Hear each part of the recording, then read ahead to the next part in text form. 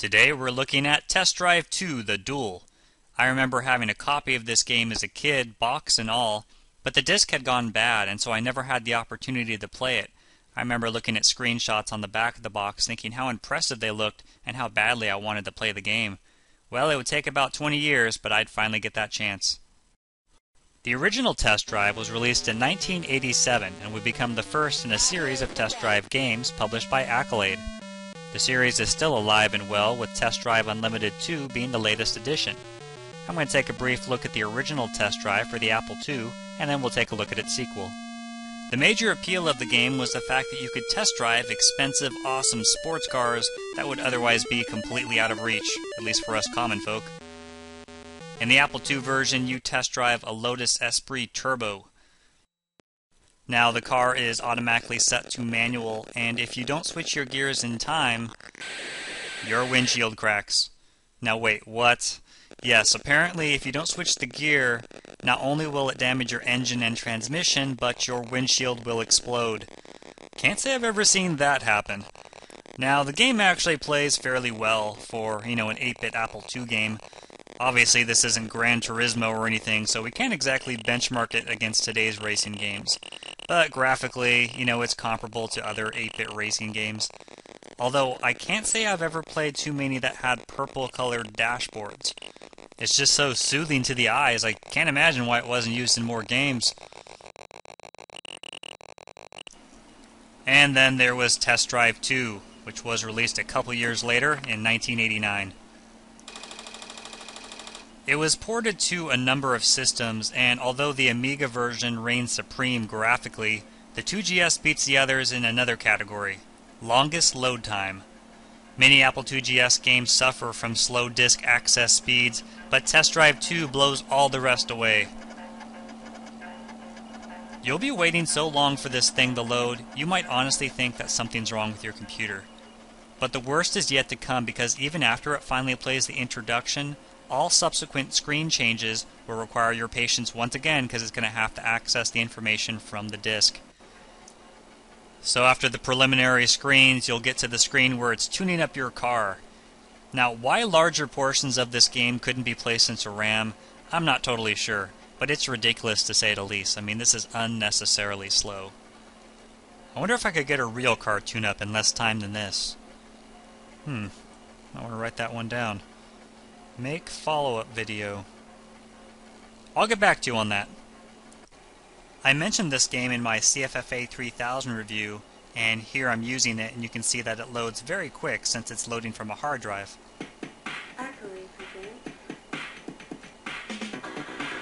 So, in addition to the updated graphics, here the premise of the game is to have a duel against your computer opponent.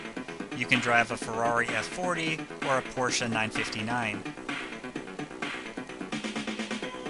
The rockin' intro music sets the mood nicely for the game, and it's one of my favorites. There were a number of expansion discs you could buy for the game and create play discs with them, and this would include supercars, muscle cars, and additional scenery discs. I'll just be playing with the original setup. The difficulty setting that you choose is also going to determine if it's going to use automatic or manual transmission, and since I suck at this game, I'm going to use automatic. And here's the tuning car screen that we love so much, except this time it only takes a few seconds to load. So in Test Drive 2, it's basically a race to the finish against your computer opponent. That's him in my review mirror getting smoked. Okay, I probably shouldn't brag, since I'm only playing at level 3 difficulty. Anyway, along the way you'll have to avoid colliding with traffic, awkward terrain, and the highway patrol. And all this with no hands. Yeah, check it out. You have a red dot where your hands are supposed to be. Not really sure what's up with that, but hey, at least the dashboard isn't purple. The 2GS version of the game was ported from the PC, and unfortunately didn't really take advantage of the 2GS's graphic or sound capabilities, although the sound was upgraded a little bit.